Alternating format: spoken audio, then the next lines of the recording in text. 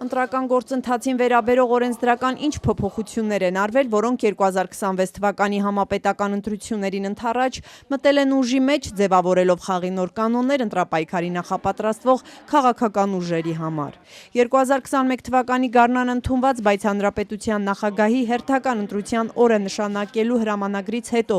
ուժի մեջ մտած առանցքային փոփոխություններից մեկով հանվել է հետընտրական կոալիցիա կազմելու թվային սահմանափակումը։ Եթե մինչև այս խորհրդարան անցած ուժերից մեկին կոալիցիա կազմելու համար կարող էր միանալ ընտրական շեմը հաղթահարած առավելագույնը 2 ուժ, այժմ նման սահմանափակում չկա։ Կենտրոնական ընտրական հանձնաժողովի նախագահը սակայն ընդգծում է, կոալիցիա կազմելու հնարավորություն առաջինը ստանում է ամենաշատ քվե ստացած ուժը։ Եթե 9 օրվա ընթացքում չի ձևավորվում կոալիցիա, որի արդյունքում ձայների քանակը կդառնա 52%, ապա հաջորդող 5 օրերին այդ հնարավորությունն արդեն տրվում է ավելի քիչ ձայներ ստացած կուսակցություններին կամ կուսակցությունների դաշինքին։ Եթե չի ստացվում, այնտեղ եթե չեմ սխալվում 5 օր կամ 6 օր ժամանակ է տրվում, արդեն մյուս, եթե այս ամենաշատ ձայները հավաքած քաղաքական ուժը չի կարողանում մի շուրջ կոալիցիա ձևավորել, արդեն դրանից հետո հնարավորություն է տրվում մյուս քաղաքական ուժերին, որպեսզի իրենք կարողանան կոալիցիա ձևավորել։ Առավելագույնը քանի ուժ այստեղ չկա սահմանափակում։ Քաղաքական ուժերը այս փուլում ընտրություններին մասնակցելու ձևաչափերն են որոշում, սակայն հետընտրական հնարավոր համագործակցությունների մասին նախընտրում են դեռ փակագծեր չբացել։ ՔՊ-ից արդեն դեմ են արտահայտվել ընդդիմադիր ուժերի միավորմանը։ Նրանք դա անվանում են Գյումրի 2 եւ պնդում, թե նախկիններն ու օլիգարխներն են այդպես վերադառնալու իշխանության։ Ընդդիմադիր դաշտում տարակուսում են, ինչ հանցանք կա միավորվելու մեջ եւ ինչպես են դա արգելելու։ 2021-ին նաեւ քաղաքացիական պայմանագրի պատգամավորների կողմ քվեներով է ընդունվել ընտրական օրենսգրքի փոփոխությունների փաթեթը, որը հնարավորություն է ստեղծել անցողիկ շեմը հաղթահարած ուժերին միավորվել առանց որևէ սահմանափակման։ Սա միակ առանցքային փոփոխությունը չէ, որ ընդունվել է եւ առաջին անգամ գործելու է առաջիկա խորհրդարանական ընտրություններին։ Փոխվել է նաեւ կուսակցությունների եւ դաշինքների համար անցողիկ շեմը։ Եթե նախկին կարգավորումներով կուսակցության դեպքում անցողիկ շեմը 5% էր, այժմ այն նվազել է դառնալով 4, նույնը չի մնացել նաև կուսակցությունների դաշինքների համար անցողիկ 7%-ը։ Դաշինքների պարագայում 7%-ը դառավ արդեն 8, բայց դա մինչև 3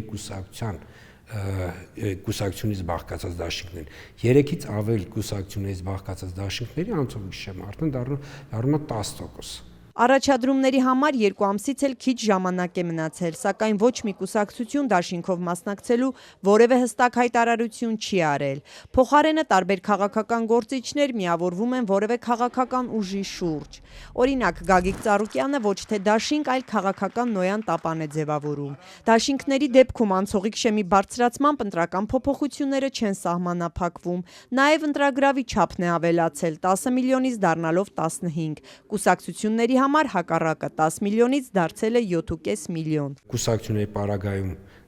մի փոքր իջեցվեց, 2.5 միլիոն դրամով ըստ էության իջեցվեց, իսկ դաշինքների պարագայում կրկնակի բարձրացվեց։ Հաջորդ փոփոխությունը վերաբերում է ընտրական ցուցակների ձևավորմանը։ 2021-ին ընդունված եւ նոր ուժի մեջ մտած փոփոխություններով կուսակցությունների կամ դաշինքների առաջին 30 համարը պետք է հաստատի համագումարը,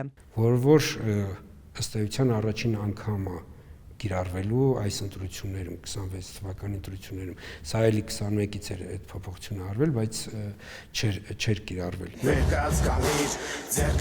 Այժմ սակայն ընտրություններին մասնակցելու մասին հայտարարած ուժերն առավել շատ մտահոգված են ընտրական օրենսգրքում արված մի փոփոխությամբ, որն առաջին անգամ է կիրառվելու համապետական ընտրություններում։ Խոսքը բարեգործության արգելքի մասինն է։ Այս կարգավորմամբ այն կազմակերպությունները, որոնց անվանումները կարող են ասոցացվել ընտրություններին մասնակցող կուսակցությունների անվանումների հետ կամ ղեկավարվում են այդ կուսակցությունների կողմից, մինչև ընտրության արդյունքների ամփոփումը չեն կարող բարեգործություն անել։ Իմաստը, որ բարեգործական կազմակերպությունները, որոնք ինչ որ կերպ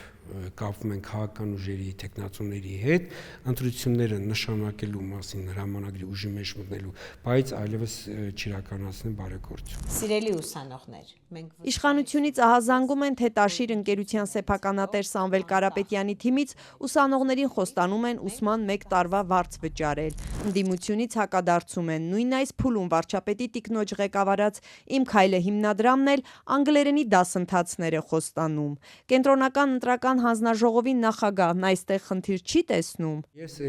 զերծ կմնամ կոնկրետ դեպքերով։ Ինչ եմ ասում, որովհետև այդ դեպքերով, երբ որ դուք ասում եք, հակակորություն կոմիտեից ճշտեք։ Ես երևույթն եմ ասում, որովհետև դա ԿԸ-ի գնահատման տիրույթը չի։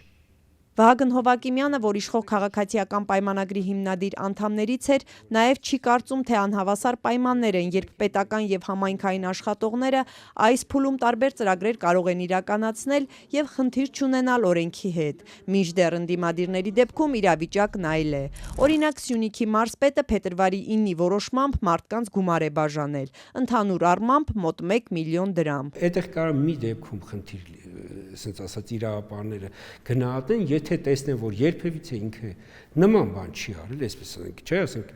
առաջին անգամ որոշել է, որ այդպիսի բան անի ընտրությունների, ասենք, նշանակելուց հետո։ Այստեղ կարան իրավապահները գնան խնդիր տեսնեն, բայց երբ որ պետական պաշտոնյան, որը որ իր բնական, այսպես ասենք, բնական ոնց որ